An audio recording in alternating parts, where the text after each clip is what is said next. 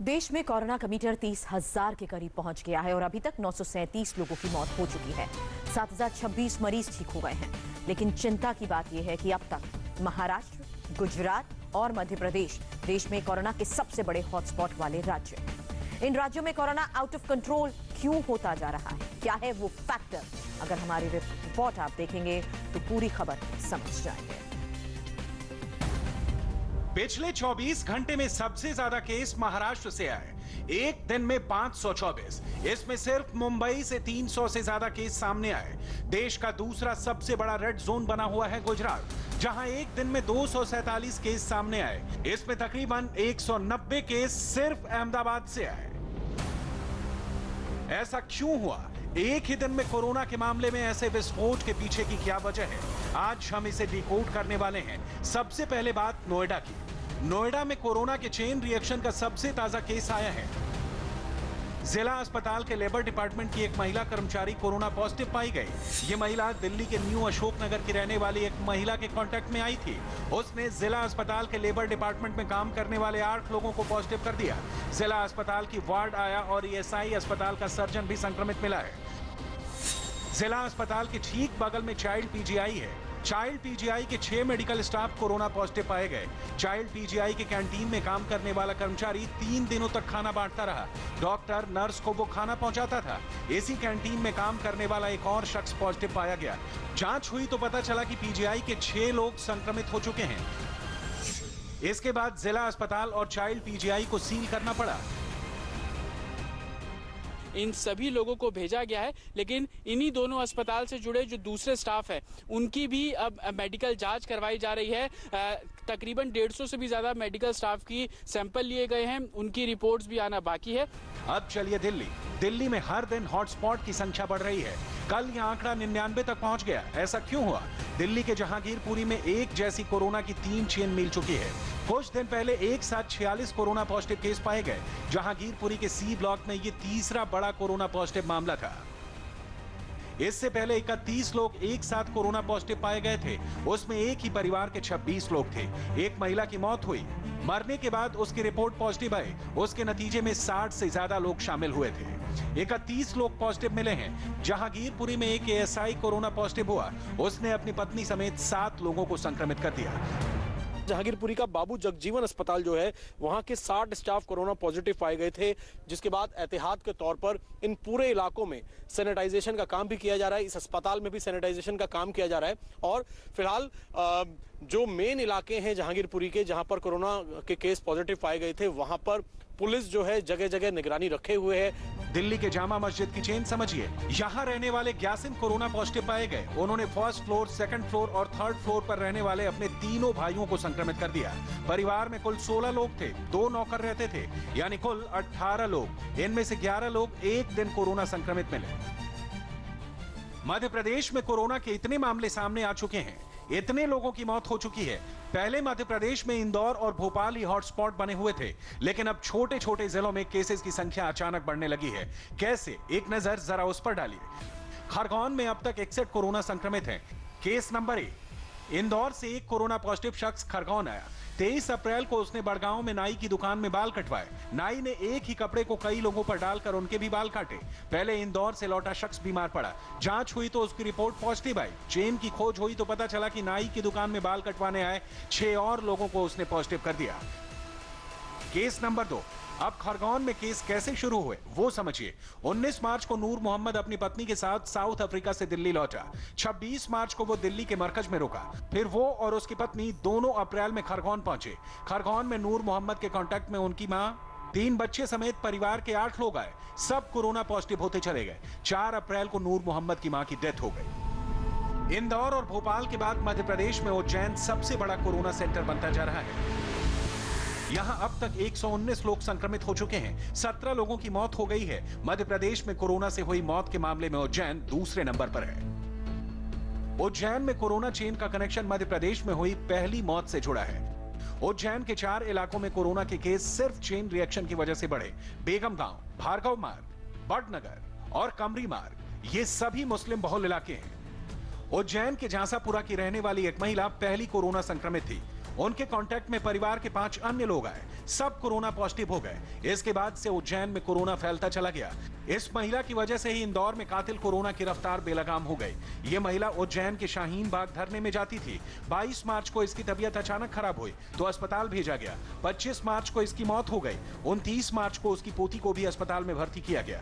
इसी शाहीन बाग के धरने में ड्यूटी कर रहे एक थाना प्रभारी भी कोरोना से संक्रमित पाए गए और उनकी भी मौत हो गई। हाल ही में उज्जैन के वड़नगर के एक ही परिवार के 12 लोग कोरोना पॉजिटिव निकले। इस परिवार में लोग अक्सर इंदौर और रतलाम ट्रेवल किया करते थे। इस परिवार के 7 लोगों की मौत हो चुकी है। 5 लोग अब भी आइसोलेशन में हैं। हेल्थ डिपार्टमेंट इनकी कॉन्ट्रैक्ट ट्रेसिंग कर रहा है, जिससे ये पता चल सके कि रतलाम और इंदौर में ये किन किन लोगों से मिले थे। उज्जैन में हमारे 123 मामले आए। अब 123 में से 103 तो वही हैं जो जमात से प्रभावित लोग हैं। इंदौर के अंदर भी लगभग वही स्थिति कमोबेश रही। जो अब इंदौर की हालत देख पट्टी बाखल में एक और चेन बनी। एक वृद्ध महिला की मौत के जनाजे में 300 लोग शामिल हुए। ये सब के सब पॉजिटिव हो गए और इस तरह से वो सुपर स्प्रेडर बन गए। उसके अपने परिवार के 17 लोग संक्रमित मिले। मध्य प्रदेश के इंदौर, भोपाल, उज्जैन और खरगोन जिलों में कोरोना का सबसे ज्यादा खतरा है। वजह साफ है, ये इलाके कोरोना की चेन की गिरफ्त में आ चुके हैं। इंदौर में भी कोरोना केस के विस्फोट की बड़ी वजह चेन रिएक्शन रहा, जिसके चलते एक महीने में ही 1372 मामले सामने आए, वहीं 63 मौतें भी हुई। और भोपाल और उज्जैन की बात करें तो यहाँ पर भी इसी चेन रिएक्शन ने मौतों का और कोरोना संक्रमित मरीजों का आंकड़ा बढ़ाया। खजराना से लेकर खरगोन तक कोई ना कोई सुपर स्प्रेडर आया और लोगों में कोरोना बांटता गया। गुजरात का अहमदाबाद इस वक्त कोरोना का एपी सेंटर बना हुआ है। यह अहमदाबाद का मैप है। पूरी तस्वीर में कहीं भी आपको ग्रीन नजर नहीं आ रहा है। ऐसा इसलिए क्योंकि इस पूरे इलाके में कोरोना का खतरा बेहद ज्यादा है। अहमदाबाद के 7 जोन में से 2 जोन सेंट्रल और साउथ जोन रेड जोन में है, क्योंकि यहाँ पूरे अहमदाबाद के 80% मामले हैं। दानी लेमड़ा, बहरामपुरा, जमालपुर, खादिया, दरियापुर और शाहपुर में कोरोना के मामले बहुत तेजी से बढ़ रहे हैं। वजह है सुपर स्प्रेडर।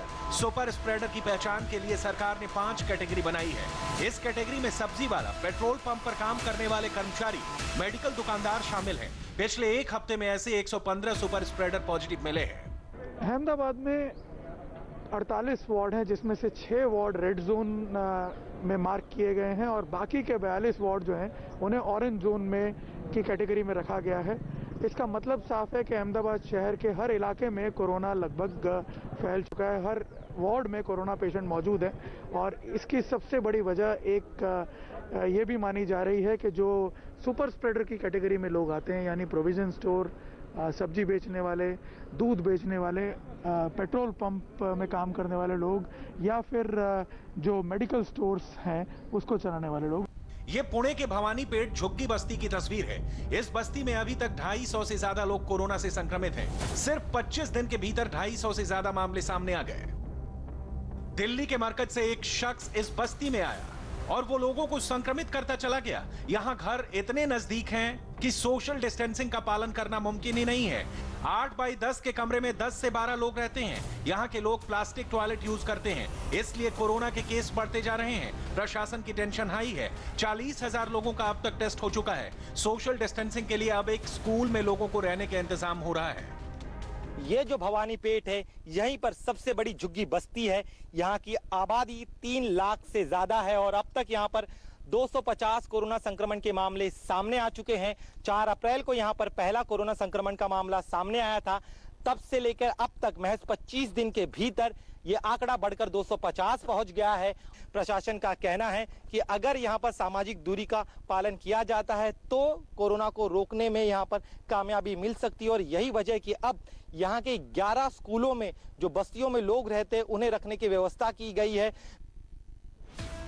बिहार के मुंगेर में भी अब तक कोरोना के 2 बड़े चेन सामने आ चुके हैं। यहाँ कोरोना संक्रमित लोगों का आंकड़ा 90 है। यहाँ कोरोना पॉजिटिव एक शख्स की मौत हुई। मौत के बाद जांच रिपोर्ट आई, उसके कांटेक्ट में आए 9 लोग कोरोना पॉजिटिव पाए गए। दूसरा चेन फिर से सामने आया। इनमें से 81 केस अकेले इस चेन वाले हैं। कोरोना से जिस पहले शख्स की मौत हुई वो मुंगेर का ही रहने वाला था। उसके बाद लगातार उस शख्स से जुड़े लोगों ने दूसरों को संक्रमित किया।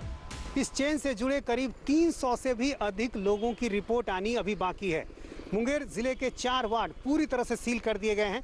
इस चेन से जुड़ी एक खास बात यह भी है कि अब तक जितने भी संक्रमित मिले हैं उनमें पुरुषों से अधिक महिलाओं की संख्या है। जिला प्रशासन तीसरे चेन को लेकर भी परेशान है। तीसरे चेन से अब तक 2 संक्रमित मिल चुके हैं। कानपुर में अचानक एक मदरसे से एक साथ 53 कोरोना पॉजिटिव केस सामने आ गए। कोरोना की चेन 3 मदरसों तक पहुंच गई। इन 3 मदरसों से पहले 53 छात्र कोरोना पॉजिटिव पाए गए। बढ़कर यह आंकड़ा 61 पहुंच गया। ये छात्र जमाती लोगों के संपर्क में आए थे। दरअसल कानपुर में जमात के लोग बड़ी तादाद में आए और अलग अलग मस्जिदों और मदरसों में गए। सभी छात्रों की उम्र 10 से 20 साल है। जिस तरीके से बड़ी संख्या में तबलीगी जमात से जुड़े हुए लोगों तक इसका संक्रमण पहुंचा है, वो निश्चित तौर पर प्रशासन के लिए एक बड़ी चुनौती बना हुआ है। कानपुर के टोटल 197 केसेस में से करीब 70% केसेस तबलीगी जमात से संपर्क में आने के कारण उनकी संख्या आई है। निश्चित तौर पर वो कहीं ना कहीं प्रशासन के लिए एक बड़ी चुनौती बना हुआ है। देश में इसी तरह हर जगह सुपर स्प्रेडर किसी रूप में निकलते गए और कोरोना की चेन बढ़ती चली गई। अभी आपने जो रिपोर्ट देखी उसमें आपने अहमदाबाद के रेड जोन और सुपर स्प्रेडर की भी डिटेल देखी। अब आपको हम समझाते हैं आखिर अहमदाबाद में बिगड़ते हालात की वजह है क्या, और इसकी वजह है कोरोना का एक खास स्ट्रेन। इस स्पेशल रिपोर्ट में हम इस खास स्ट्रेन को डिकोड करेंगे। Maharashtra, Gujarat, Madhya Pradesh, Uttar Pradesh, Andhra Pradesh, Paschim Bengal, Bihar. John Hopkins CSSE का यह डेटा साफ बता रहा है कि हिंदुस्तान में सबसे ज्यादा महाराष्ट्र और गुजरात की सिचुएशन अलार्मिंग है। फ्यूचर में मध्य प्रदेश, उत्तर प्रदेश, आंध्र प्रदेश, पश्चिम बंगाल और बिहार में संक्रमण का बढ़ता ग्राफ बहुत बड़ा चैलेंज है। लिहाजा अब और भी ज्यादा सतर्क और सॉलिड प्लानिंग की जरूरत है। सवाल सबसे बड़ा है कि 1 महीने के लॉकडाउन के बाद भी कोरोना को लेकर हम निश्चिंत क्यों नहीं हो पा रहे हैं। आखिर कैसे लगेगा कोरोना की रफ्तार पर ब्रेक? इसको जानने के लिए कोरोना के मूड को समझना होगा जो बार बार बदल रहा है।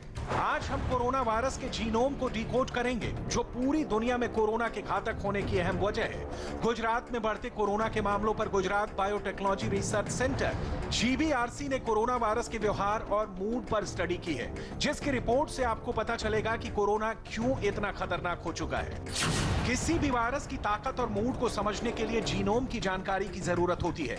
दूसरे शब्दों में समझें तो वायरस की जेनेटिक स्टडी को ही जीनोम कहा जाता है, जिसमें वायरस के व्यवहार का पता चलता है। वायरस खुद को सरवाइव करने के लिए अपने व्यवहार में चेंज लाता रहता है, खुद को कई बार बदलता रहता है, जिसे म्यूटेशन बोलते हैं। वायरस में 9 म्यूटेशन नोटिस किए गए हैं, जिसमें 6 म्यूटेशन पहले ही ट्रेस किए जा चुके हैं जो कॉमन थे, लेकिन 3 नए म्यूटेशन की जानकारी और पता चली है।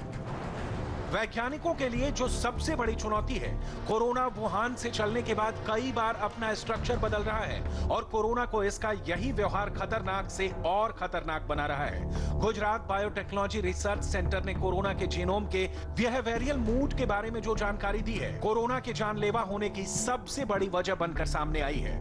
वो है वायरस वायरलेंस। वायरस वायरलेंस यानी कि वायरस के फैलने की क्षमता, वायरस की ताकत, वायरस किस लेवल तक जा सकता है। वायरस की क्षमता को S टाइप स्ट्रेन में L टाइप स्ट्रेन से आंका जा रहा है। जब गुजरात में कोविड-19 की हाई डेथ रेट को लेकर विशेषज्ञों का मानना है कि ये कोरोना वायरस के L टाइप स्ट्रेन के प्रभुत्व की वजह से हो सकता है। ये वही L टाइप स्ट्रेन है जिसका प्रकोप चीन के वुहान में शुरू हुआ था और L टाइप स्ट्रेन से ही कोरोना का सबसे अधिक कहर मचा था। S टाइप स्ट्रेन की तुलना में L टाइप स्ट्रेन अधिक ताकतवर है। एक मत ये भी है कि L टाइप स्ट्रेन ही गुजरात में 151 मौतों की एक वजह हो सकता है। हमारे यहाँ जो डिस्चार्ज होने की संख्या और जिसकी गति है थोड़ी कम है, और वैसे मृत्यु जो कोविड की चिकित्सा दरमियान जो मृत्यु होते हैं उनकी भी संख्या थोड़ी ज़्यादा है। तो इसकी जब हमने तज्ञों और जो निष्णात लोग हैं, डॉक्टर्स, उनसे चर्चा की तो बताया गया है कि 2 प्रकार के इस वायरस के स्ट्रेन हैं। एक S स्ट्रेन जो उतना घातक नहीं है और दूसरा है एक L स्ट्रेन जिसकी ज़्यादा एक विरुलेंट, जिसकी असर ज़्यादा होती है। तो इसकी भी एक अनुसंधान रिसर्च हमारे साइंटिस्ट कर रहे हैं और माना जा रहा है कि शायद इस स्ट्रेन गुजरात में है, इस वजह से ये थोड़ा इस तरह से मृत्यु के अंक भी बढ़ रहे हैं। Gujarat biotechnology research centre GBRC के वैज्ञानिकों को जीनोम सीक्वेंसिंग के लिए इस्तेमाल किए गए नोवल कोरोना वायरस में L टाइप स्ट्रेन मिला था। विदेशों में भी वैज्ञानिकों ने अपनी स्टडी में कोरोना वायरस रोगियों में मृत्यु दर अधिक हुई है, वहां L टाइप स्ट्रेन का प्रभाव ज्यादा रहा है। इसे समझने के लिए इस रिपोर्ट को देखिए। वुहान से लेकर गुजरात, ईरान से लेकर केरल तक ज्यादातर संक्रमितों में L टाइप स्ट्रेन ही पाए गए हैं और जिनकी ज्यादा मौत भी हुई है उसमें भी L टाइप स्ट्रेन मिला है। दूसरे शब्दों में समझें तो जहां मृत्यु संख्या ज्यादा है वहां पर L टाइप स्ट्रेन का प्रभाव ज्यादा है। वैज्ञानिकों ने पहले पाया कि इस स्ट्रेन के कारण अधिक मौतें हुई हैं। हालांकि जीनोम सीक्वेंसिंग के लिए गुजरात के जिस मरीज में पाए गए वायरस का सैंपल लिया गया था वो मरीज अभी पूरी तरह से ठीक हो चुका है, लेकिन जिस तरह से कोरोना से हुई मौतों में ज्यादातर में L टाइप स्ट्रेन मिले हैं वो एक बड़ी वजह हो सकती है। गुजरात में एक पेशेंट से लिए गए वायरस के सैंपल की जीनोम स्टडी में एल स्ट्रेन तो पाया गया है, लेकिन एल स्ट्रेन ही गुजरात में हो रही मौतों के लिए जिम्मेदार है ये अभी पुख्ता तौर पर नहीं कहा जा सकता, क्योंकि रिसर्च प्राइमरी स्टेज पर है। लेकिन इन मौतों से जो तथ्य सामने आ रहे हैं उसमें एक बात जरूर स्पष्ट हुई है कि 82% मृत्यु जो है वो उन पेशेंट्स की हुई है जो कोमॉर्बिडिटी के साथ हॉस्पिटल्स में एडमिट किए गए, यानी जिन्हें पहले से क्रिटिकल इलनेस थी या बड़ी उम्र के थे और उन्हें कोरोना वायरस ने अफेक्ट किया, ऐसे पेशेंट थे। इसके अलावा 8% हाई रिस्क पेशेंट थे जो बहुत ही ज़्यादा वायरल लोड के साथ आखिरी स्टेज पर हॉस्पिटल में एडमिट किए गए, और 10% लोग ऐसे थे जिनकी कोरोना वायरस के चलते बीमारी से मौत हुई है। लेकिन वर्ल्ड ओवर जो रिसर्च सामने आ रही है उसमें एक बात जरूर पता चली है कि एल स्ट्रेन यदि वायरस में ज़्यादा मौजूद है तो उसका वायरुलेंस यानी फैलने की क्षमता जो है वो और बढ़ जाती है, और वर्ल्ड ओवर जो डेथ्स हुई हैं उनमें एल स्ट्रेन ज़्यादा पाया भी गया है वहाँ पे, इसलिए इस बात से भी अभी इनकार नहीं किया जा सकता। कोरोना के व्यवहार ही नहीं उसके संक्रमण की रफ्तार पर भी दुनिया भर में रिसर्च चल रहा है। लॉकडाउन के बाद रफ्तार थमी तो है, लेकिन जो नतीजे आने चाहिए थे वैसे नतीजे नहीं आए हैं, जिसकी कई वजह सामने आई है। हिंदुस्तान की कोरोना को लेकर रणनीति क्या होगी उस पर भी जॉन हॉपकिंस CSSE ने कोरोना संक्रमण के मूवमेंट पर बड़ी ही बारीक स्टडी की है, जिसमें कई डेटा हैरान करने वाले हैं, जिसे समझने के बाद हिंदुस्तान कोरोना पर और ज्यादा कंट्रोल कर सकता है। इसे जानने के लिए स्टडी को देखना होगा जो प्रोजेक्टेड और एक्चुअल रिजल्ट पर आधारित है। 25 मार्च से 5 अप्रैल तक संक्रमण की औसत ग्रोथ रेट 16.1% थी। इसी ग्रोथ रेट के हिसाब से 6 अप्रैल से 26 अप्रैल के बीच 1,12,430 केस का अनुमान लगाया गया था, जबकि वास्तविक संक्रमण हुआ 26 अप्रैल तक 27,890। इसे और भी बारीकी से समझना है तो आगे ऐसे समझिए। 6 अप्रैल से 26 अप्रैल के बीच संक्रमण की एवरेज ग्रोथ रेट 8.8% थी। अगर अगले 21 दिन के संक्रमण यानी कि 17 मई तक अनुमान लगाएं तो वास्तविक संक्रमण का आंकड़ा 1,76,851 होगा। उसी तरह से संक्रमण का एक और डेटा मिला है, अब जरा उसे समझ लीजिए। 22 अप्रैल से 26 अप्रैल के बीच संक्रमण की ग्रोथ रेट अगर 6.6% थी, अगर इस ग्रोथ रेट से 21 दिन यानी 17 मई तक डेटा निकालें तो 1,12,149 होता। अगर मौजूदा ग्रोथ रेट बनी रहती है तो कोरोना के संक्रमण की रफ्तार बेकाबू नहीं होगी, लेकिन ये तभी संभव है जब हम 3 चीजों पर खास ध्यान देंगे। जॉन हॉपकिंस CSSE ने नए केसेस पर 5 दिन का डेटा निकाला है, जिसमें स्थानीय प्रशासन को इस फॉर्मूले पर काम करने को कहा है। रिकवरी, रोकथाम, संपर्क को ट्रेस करना, टेस्टिंग, मतलब ये कि अगर कोरोना को काबू करना है तो इस फॉर्मूले पर चलना होगा। बड़ी खबर गुजरात से है। गुजरात में कोरोना संक्रमितों का आंकड़ा बढ़कर 3,548 हो गया है। सिर्फ अहमदाबाद की बात करें तो 2,379 केसेस हो चुके हैं। गुजरात में कुल 162 लोगों की मौत हो चुकी है। हालांकि पिछले 24 घंटे के जो आंकड़े सामने आए हैं उसके मुताबिक गुजरात में कोरोना के 247 मरीज बढ़ चुके हैं। अहमदाबाद के सबसे बड़े रेड जोन से भी रिपोर्ट लगातार सामने आ रही है। ये रिपोर्ट आपको दिखाएं उससे पहले एक बार फिर से ये आंकड़े देख लीजिए किस तरह से गुजरात में अब ग्राफ बढ़ रहा है। 162 लोगों की मौत हो चुकी है कोरोना की वजह से और गुजरात में केसेस बढ़कर 3548 हो गए हैं, जबकि सिर्फ अहमदाबाद की बात करें तो आंकड़ा 2000 के पार पहुंच चुका है, 2,379 हो गया है। अब आपको उस रेड जोन की रिपोर्ट दिखाते हैं। इंडिया टीवी संवाददाता निर्णय कपूर ने ये रिपोर्ट भेजी है। अहमदाबाद शहर के सबसे बड़े कोरोना हॉटस्पॉट जोन के तौर पर उभरे हैं शहर के सेंट्रल और साउथ जोन, जहां पे करीब 75% कोरोना पॉजिटिव केस शहर के पाए गए हैं। कुल शहर के 75% केस सिर्फ इन्हीं दोनों जोन्स में है और इन दोनों जोन्स के भी 6 वार्ड्स में। और सबसे चौंकाने वाली बात यह है कि शहर के 4 वार्ड्स जो कि इस सेंट्रल जोन में, ये जो 12 दरवाजे हैं शहर के, इसके बीच में बसा हुआ है ये सेंट्रल जोन, इसमें पड़ते हैं। और इसी जोन में करीब 1100 केस हैं सेंट्रल जोन में, और ये 1100 केस जो हैं ये 4 वार्ड्स में। और इसकी सबसे बड़ी वजह ये है कि ये बहुत ही कंजस्टेड इलाका है। मैं आपको बताता हूँ, ये जमालपुर इलाका है जहाँ पे इस वक्त मैं हूँ। जमालपुर वार्ड जो है, एक इंडिविजुअल वार्ड में सबसे ज़्यादा केसेस जमालपुर में हैं, करीब 350 केस। और उसकी सबसे बड़ी वजह है ये जो आप देखिए इलाके का डेमोग्राफी। यहाँ पे देखिए इस तरह के कई स्लम्स हैं अंदर, और यहाँ पे आप देखिए बाहर से तो आपने इसको कंटेन कर दिया है, बाहर से तो आपने पतरे वगैरह लगा दिए हैं, लेकिन अंदर का जो इलाका है इस तरह की झोपड़ियों में, एक एक झोपड़े में करीब 10-10, 15-15 लोग रहते हैं। एक छोटी सी खोली में 8-8 लोग रहते हैं। ऐसे में वो चाहें तो भी सोशल डिस्टेंसिंग जो है वो मेंटेन नहीं कर सकते हैं। मैं आपको दूसरी तस्वीर यहाँ पे दिखाता हूँ जमालपुर की। मेन रोड जो है उसको तो आपने पूरी तरह कंटेन कर दिया है, कॉरपोरेशन की तरफ से पूरी तरह इसको इस तरह से बैरिकेडिंग कर दी गई है कि कोई ना आ सकता है ना जा सकता है। लेकिन अंदर की अगर आप देखें यहाँ की टोपोग्राफी, तो ये मकान जो हैं किस तरह से एक साथ बने हुए हैं, और उसमें भी अंदर जो ये पोल और जो गलियां होती हैं वो आप देखिए उसके अंदर और भी ज़्यादा कंजस्टेड ये मकान होते हैं, जिसमें लोग काफ़ी साथ साथ रहते हैं और बड़ी आसानी से ऐसे में इन्फेक्शन जो है वो फैलता है। और यही वजह है कि यहाँ पे जब कुछ पेशेंट्स पहले पाए गए तो उसके बाद कॉरपोरेशन ने सामने से चल कर के एग्रेसिव टेस्टिंग यहाँ पे शुरू किया, एक तरह से पूरा सर्वेलांस किया, सर्वे करवाया, यहाँ पे लोगों की स्क्रीनिंग करवाई, और इसी वजह से केसेस जो हैं वो लगातार सामने बाहर निकल कर के आते रहे। और उसमें भी सबसे बड़ी बात मैं आपको बता दूं कि जो केसेस निकल कर के आए हैं इन इलाकों में, उसमें ज़्यादातर केसेस एसिम्टोमेटिक केसेस हैं, वो केसेस जिनके लक्षण नहीं हैं।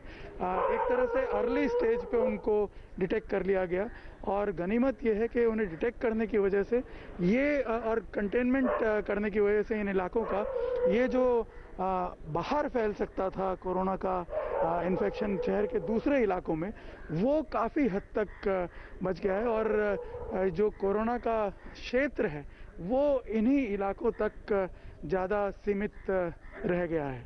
कैमरामैन अमित राठौड़ के साथ निर्णय कपूर, इंडिया टीवी, अहमदाबाद।